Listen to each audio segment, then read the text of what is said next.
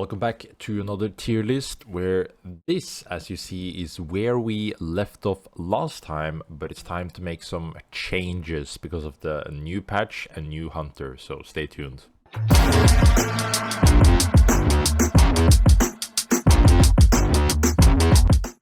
To start off us, the most important thing to talk about today is the update or like the adjustment to healing and shift reset on knock. Before, everybody would get full reset on shift and heal. Now the heal is still the same, but they have balanced out for one. Hunters that have multiple dashes will only get one charge back. And another thing is that Jewel will no longer get shift reset. She will get the heal, but she won't get her shift back.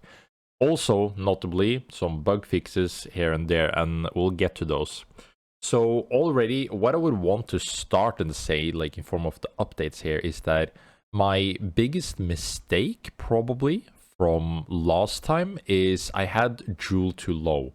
I really undervalued her mobility and her damage in last patch compared to other people than being nerfed, because she's very stable in her mobility. She doesn't really get affected that much.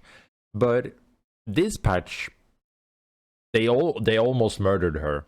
So recently, or like for a while now, Jewel has had an iframe on her shift. This is now removed. She doesn't have an iframe on her shift anymore. She can be displaced, she can be cancelled, she can be stopped in a lot more ways. She will still block projectiles. So like first thing, oh, can you now hook Jewel out of the shift? No, because like Kingpin hook is a projectile, so even if you're like on the timing right, you won't be able to stop. But for example, I can dunk her. So there are other timings and other things where a lot of hunters can now cancel out Jewel, which helps a lot. That was also one of the things that made Jewel super strong because of her iframes and being able to use it so much, especially with the dash reset. But with the changes, I do think she's a lot weaker. I would honestly, like, she's still Jewel. She still has damage, but I would put her down in B tier. She's not horrible by any means, but she's struggling a lot more than before. She should have been S tier in last. Like, that's my biggest mistake from last tier list, is Jewel should have been higher, but now she's like down in B tier, to be honest. For other noticeable changes, we can start from the top. Felix didn't get affected, especially, but he now gets one less shift reset on his knock takedown. So it's like it's a small thing. I do think the only thing that matters for Felix is that he kind of goes one back, because the changes doesn't affect Shiv, and Shiv is really strong. She heals a lot. I think she's great in rank now. She does get outranged and you can play around her, but with those type of changes, I do think Shiv is having a lot of fun. Now, for other noticeable changes, I do think that with the bug fixes that have been done, number one, bugs with his shift ghost, we're talking about ghost shift, has been fixed. Other noticeable thing, he has got a new passive, because his passive before was shift reset on knock. You know, everybody gets that now, so like, what does it matter? But now he has a new passive which plays more around Omnivamp. He's in a much better space, and you can also now, you don't have to do ground jump to be able to get the momentum. You can also, to refund some of the cooldown, do jump dash combo. So they're giving him more options. I do think this is helping him a lot get back into the meta. I would say he's still like pretty low, but he's a lot better than last patch. Now Hudson, I do want to note this. I'm not going to change where Hudson is, but I want to mention he has a funny bug. I don't know if this is consistent, but he has a shift bug where I'm pretty sure if you shift through bushes, it will refund his shift.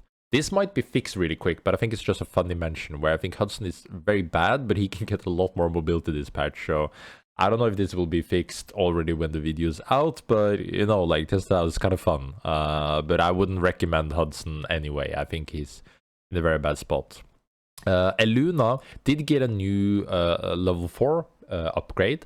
Now, if you have level 4 and you pick up a Wisp, it'll reset the cooldown on the shift.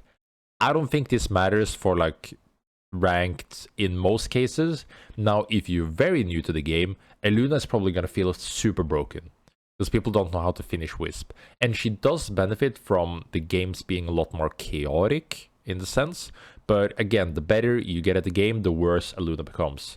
So I wouldn't mind like doing this honestly, but like it doesn't matter. It doesn't matter that much. In general, it is pretty much the same across the board. I think overall, now with Bishop nerf, she's the next on my list, with only getting 1 dash reset, I think that hurts her a bit, also from how she is compared to other hunters. I don't think she's terrible, but I think she just goes like bottom 8 tier now because of it. So she got a lot of benefit from getting all her shift reset, now only getting 1 charge, which is understandable. Makes her slightly weaker, doesn't change too much. Other noticeable things is that I think many things are stable. Celeste got a nerf to her ult. I don't think this impacts that much. She's still in this direction overall, but she can feel it a little bit.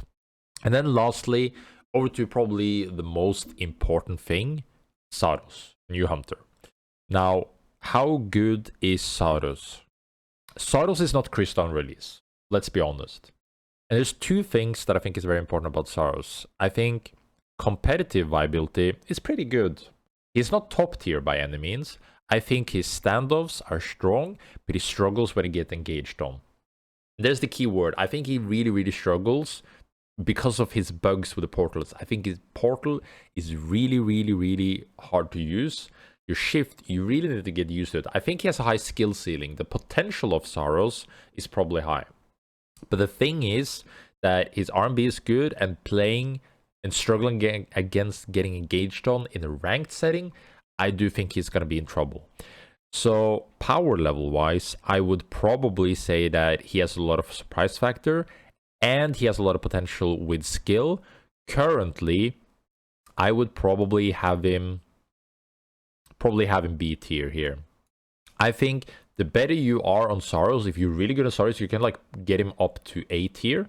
But his mechanics you need to get used to. So like maybe if I naturally see a lot more Saros players get good at Saros and not too like many major changes, then he could be like bottom A tier already next patch. But I think he's struggling because of these hunters in SA being really good at just fucking up Saros as well. So it's not his best meta for ranked in general, but I do think he has potential. So don't get discouraged by it. It's the same with Bibo. When Bibo came out, he's a really hard hunter and there's a lot of potential to get good at him, but you need to practice. Bibo also kind of just struggling with the meta. Krista is smiling a lot more, but I think this is like summing up not too much of a like big massive in meta changes for ranked, but we'll see what happens in the next patch if they're going to do more major changes. One thing that I think is important to note is April is going to be a new act, also new hunter, so look forward to that. Hope you guys enjoyed the tier list. How do you guys feel about the patch and what do you guys think of the tier list in general? And I'll see you guys in the next one. Peace.